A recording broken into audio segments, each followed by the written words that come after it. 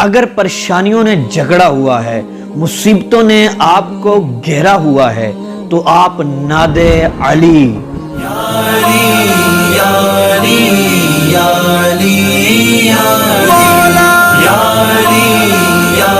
جی ہاں، ناد علی بہت ہی مجرب وظیفہ ہے۔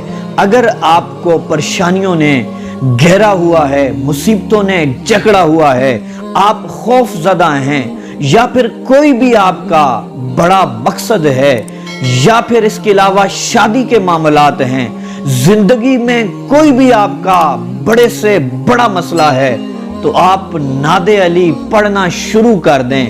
انشاءاللہ اس کی برکت سے آپ کا بڑے سے بڑا مسئلہ حل ہو جائے گا، اور بڑے سے بڑی پریشانی آپ کی انشاءاللہ ختم ہو جائے گی۔ ناد علی کیا ہے؟